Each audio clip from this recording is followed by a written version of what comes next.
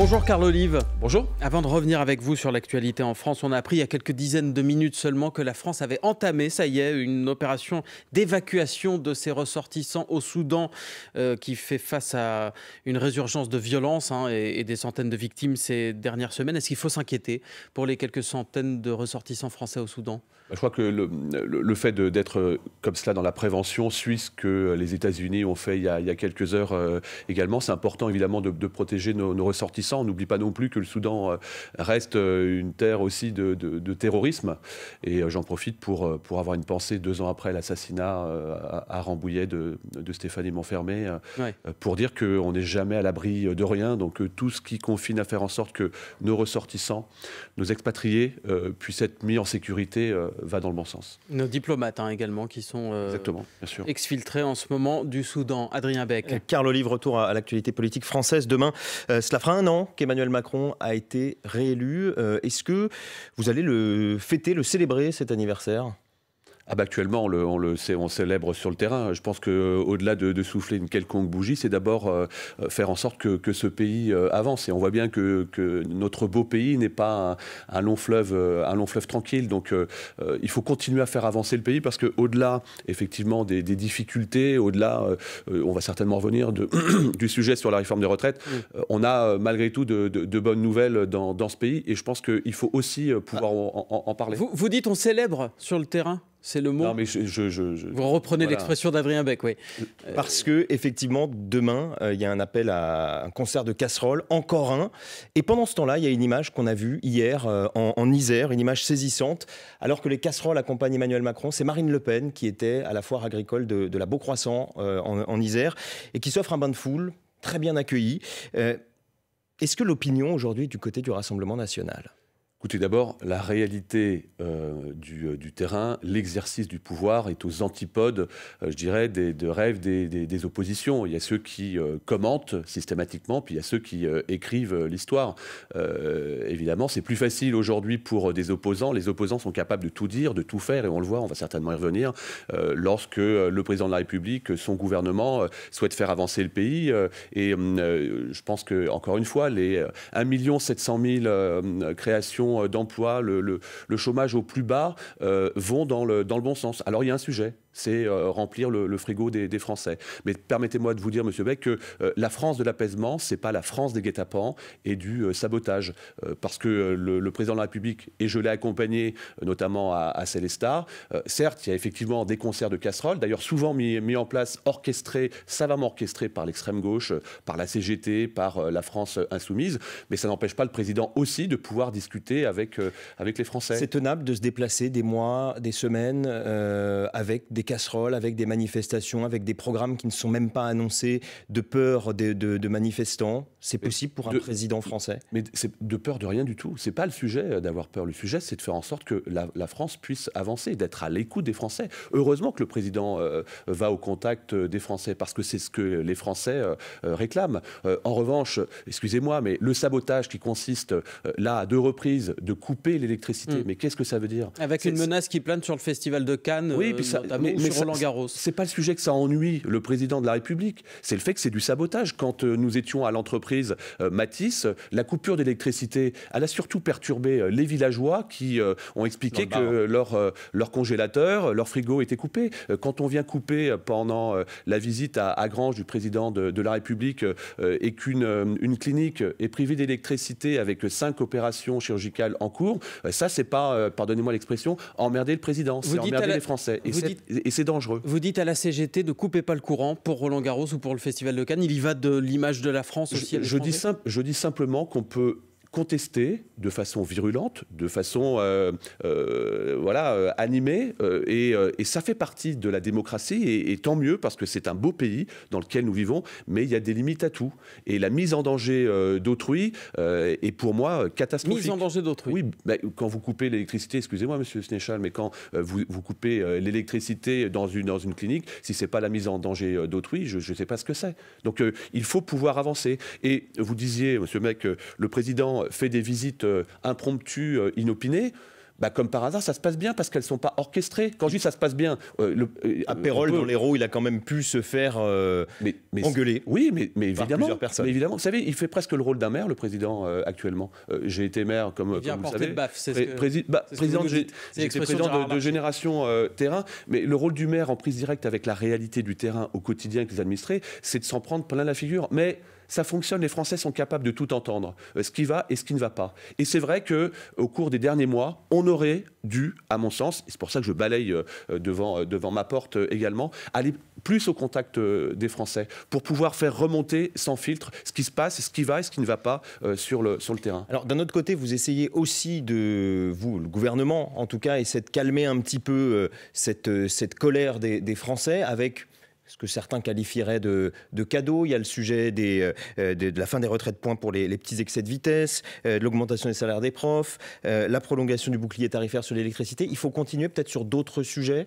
Non, mais d'abord, je ne suis pas d'accord avec vous, ce n'est pas des cadeaux. C'est tout simplement la déclinaison. On sent que c'est le côté sucré, après le salé, disons. Excusez-moi, messieurs, mais c'est ni plus ni moins que la déclinaison d'un programme présidentiel qui était assumé, affiché, annoncé. Le statut des enseignants, ce n'est pas quelque chose d'un claquement de doigts qui a été décidé avant-hier sur le terrain. En termes d'annonces, tout se font en même temps. Hein. Je vais vous dire, non mais hier, par exemple, j'étais à Poissy où j'ai visité un commerce qui fermait... Vous avez longtemps été le maire de Poissy, je précise.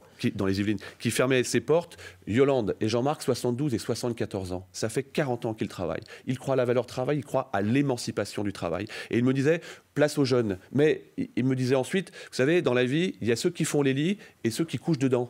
Et ce serait bien que ceux qui couchent dedans puissent aussi apprendre à faire le lit. Ce qui signifie qu'il nous faut absolument de la réciprocité entre les droits et les devoirs. Il faut absolument, dans ce pays, qu'il y ait un intérêt à aller travailler plutôt que de rester chez soi. On a l'impression que tout est fait pour ne pas travailler. Et là, vous parlez du RSA.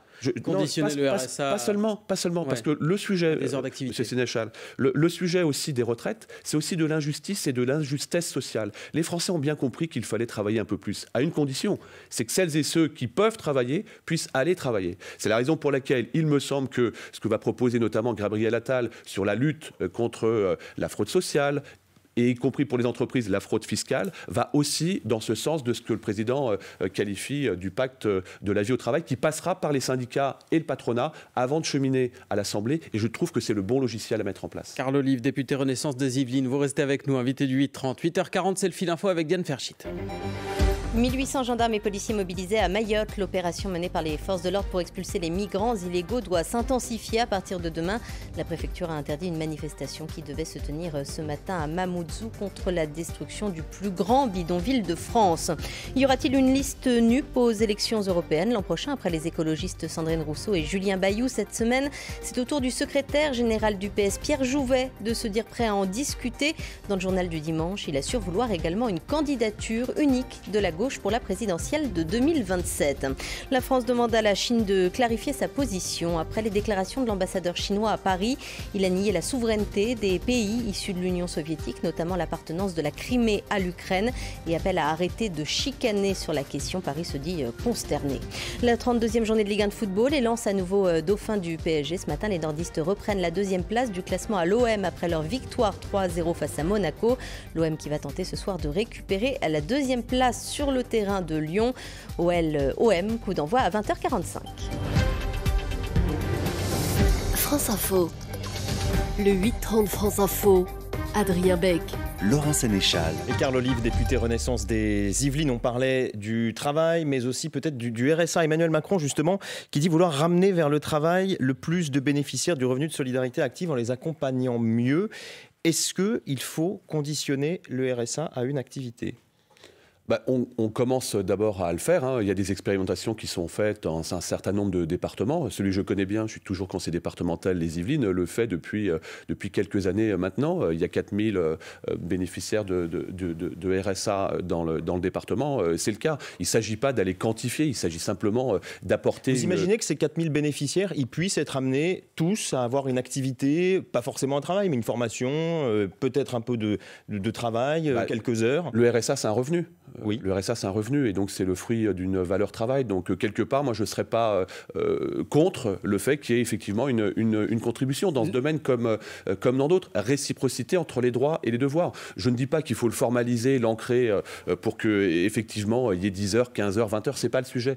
Vous avez des entreprises qui, de façon conjoncturelle, ou des collectivités qui, de façon conjoncturelle, par rapport à un épisode neigeux, par rapport à un épisode de crue, par exemple, pourraient avoir besoin, je dirais, de force. Mais ce ne serait pas obligatoire à vous entendre? On peut l'inscrire. Je crois qu'il faut qu'on fasse de la dentelle, de la territorialisation. C'est ce que nous avons mis en place dans le département des Yvelines, et je peux vous dire que ça fonctionne. Je pense ça veut dire quoi, faire de la dentelle, que ce serait obligatoire dans certains départements, mais pas dans d'autres, à certains moments et pas à d'autres, par rapport en fonction des besoins. Par rapport aux demandes conjoncturelles, je pense qu'aujourd'hui, on a un sujet de territorialisation. Et c'est important.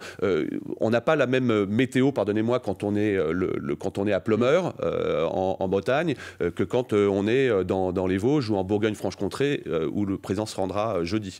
Et donc, on peut faire de la territorialisation par rapport. Mais si on conditionne l'accès au RSA à des heures d'activité, par exemple, le président du département de Seine-Saint-Denis a refusé de participer à ces essais dont vous parliez, notamment qui ont lieu notamment dans les Yvelines, parce qu'il dit c'est un droit fondamental. Ça veut dire qu'on assumerait d'avoir des personnes qui seraient sans ressources aucune, puisqu'ils n'auraient même plus le RSA s'ils ne faisaient pas ces... Alors, au-delà du RSA, M. Sénéchal, moi je pense qu'il faut qu'on assume dans ce pays qu'il faut absolument, à un moment donné, faire en sorte qu'il y ait un intérêt à aller travailler plutôt que de rester chez soi. Oui, mais... Que toutes celles et ceux qui peuvent aller travailler et qui refusent systématiquement de pouvoir s'y rendre, effectivement, il y ait quelque chose... J'ai compris l'esprit, mais est-ce que ça veut dire qu'on assume que certaines personnes se retrouvent sans aucune ressource? Mais c'est pas le cas. Vous voyez bien qu'en France, c'est pas le cas. Moi, je peux vous faire la démonstration aujourd'hui. C'est plus le RSA. Non, mais aujourd'hui, il reste quoi? Non, mais aujourd'hui, je peux vous faire la démonstration que quelqu'un qui est à domicile avec les aides sociales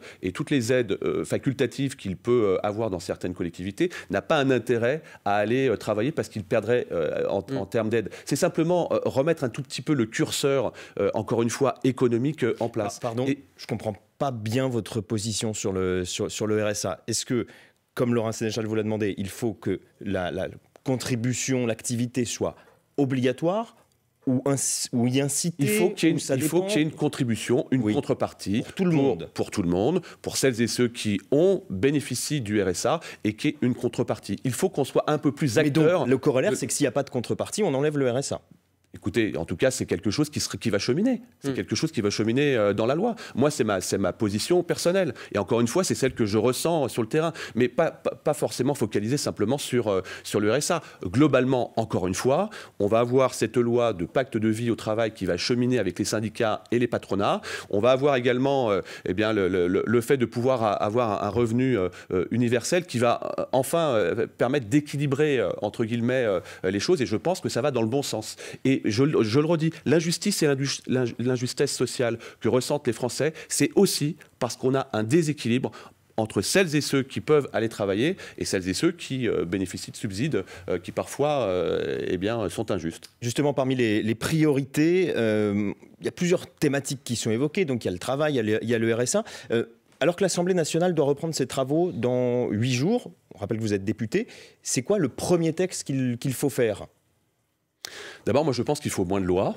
Oui. Il faut moins de lois, il faut moins de textes, ça c'est la première chose. Là, on va avoir à travailler sur la loi sur le plein emploi, et ça me paraît... ça, c'est pas pour tout de suite, parce que les syndicats ont jusqu'à la fin de l'année pour... on va l'ancrer sur le cahier des charges. Hein. La Première ministre, Madame Borne, va l'expliquer mercredi dans une conférence de presse. On va voir ce sujet-là. On aura aussi, le moment venu, la loi sur l'immigration. Moi, je souhaite que la loi sur l'immigration puisse sortir à l'Assemblée, évidemment. Et puis enfin, on aura vraisemblablement en fin d'année un sujet sur la réforme des institutions. Aujourd'hui, on voit bien que la contestation de celles et ceux qui sont dans la rue, qui veulent beaucoup de choses, et c'est normal, parfois sont aussi les mêmes qui ne vont pas voter. Réforme des institutions dont ne veut pas le président du Sénat, Gérard Larcher, il le dit ce matin dans le Parisien aujourd'hui en France. Il vous faut les 3/5 du Congrès, c'est-à-dire Assemblée plus Sénat si vous voulez changer la Constitution. Pour bien discuter. Ça a l'air mal embarqué. Non. pour bien discuter avec le président Larcher, je peux vous garantir qu'il y a un certain nombre de sujets qu'il aimerait bien faire évoluer, et notamment en fin d'année. Et je pense notamment sur le cumul encadré député-maire. Il faut qu'on arrête l'hypocrisie. On veut rapprocher le citoyen de l'élu politique. C'est une vaste hypocrisie. On peut être aujourd'hui maire... C'est un combat que vous menez depuis que vous êtes arrivé à l'Assemblée. Qu'est-ce qui se passe à l'Assemblée? Il nous manque du souffle de terrain. Et ce n'est pas opposé les uns les autres. La société civile a beaucoup apporté dans cette Assemblée. Mais enfin, passer de 212 députés-maires en 2012, 250 députés-maires en 2012 à 0 aujourd'hui, il manque un souffle de terrain. Et ça, c'est quelque chose qui est à la fois partagé par le président de la République et par le président Larcher. Il y a aussi la loi, vous l'avez évoqué, sur l'immigration, mais il y a toujours la question de la majorité, avec qui. Gérald Darmanin a répété sur France Info qu'il voulait remettre en place le texte tel qu'il avait été présenté. Vous n'aurez pas de majorité? D'abord, Gérald Darmanin a raison d'insister sur ce point de vue. Je pense qu'encore une fois, vous savez, on a besoin... comme depuis le début de cette majorité relative, d'avoir des accords avec les partenaires sur un certain nombre de textes qui peuvent cheminer. Et je pense que les Républicains, globalement, sont plutôt favorables à cette... Ils ne veulent pas du titre de séjour métier en tension, et là encore, Gérard Larcher le répète ce matin. Oui, mais pour autant, mon petit doigt me dit qu'on trouvera des accords des consensus sans tomber dans la compromission, évidemment, sur ce sujet comme dans d'autres. Une dernière chose, Carl Olive, vous qui êtes fan de football, vous avez d'ailleurs une première vie dans le sport. Vous êtes maire de Poissy, vous accueillez donc à ce titre le Paris Saint-Germain et ses locaux, si j'ose dire. Est-ce que le Stade de France doit être vendu au Paris Saint-Germain et donc au Qatar? Par exemple, sur France Info, le député LR Aurélien Pradier estime que ce serait une partie de la France qui serait grignotée par le Qatar. Alors d'abord, vous dire que le Paris Saint-Germain aura les clés du centre d'entraînement qui sera basé à Poissy, la section professionnelle, d'ici quelques semaines. Ça, c'est une très belle nouvelle, puisqu'en juin, la section professionnelle va ouvrir à Poissy, futur centre. C'est une information que je vous livre. La deuxième chose, c'est que le berceau du Paris Saint-Germain, c'est le Parc des Princes. Je voudrais racheter le stade et la mairie de Paris... moi, j'aimerais juste que Mme Hidalgo, qui est un petit peu pris par ses verres, VRTS, puisse avoir la mémoire. On ne peut pas se pavaner au Parc des Princes pendant des années et aujourd'hui oublier d'où on vient. Le berceau du Paris Saint-Germain, c'est le Parc des Princes. Maintenant, donc le Parc des Princes doit appartenir au Paris Saint-Germain. Le berceau du Parc des Princes, ça peut être un bail amphithéotique. En tout cas, il y a une construction à 20 000 supplémentaires. Pour répondre précisément à votre question, M. Sénéchal, aujourd'hui, il y a un sujet avec le Stade de France, que ce soit avec les Qataris ou la FIFA. Le Stade de France, c'est un déficit abyssal de plus de 600 millions d'euros. Et 600 millions d'euros aux frais du contribuable. Donc, il y a un sujet avec le Stade de France. Si je suis président de la République, je vois des interlocuteurs, je leur dis écoutez, nous on a un sujet, on peut retirer une épine régler du ce pied problème, sinon il risque de partir au Qatar. De toute façon, toutes les options toutes la table, que ce soit le Parc des Princes, le Stade de France et des stades ex nihilo sur le territoire. Y compris peut-être à Poissy, vous aviez si on peut dit que vous étiez candidat. Carl Olive, député Renaissance des Yvelines. Merci beaucoup, invité du 8h30 ce matin.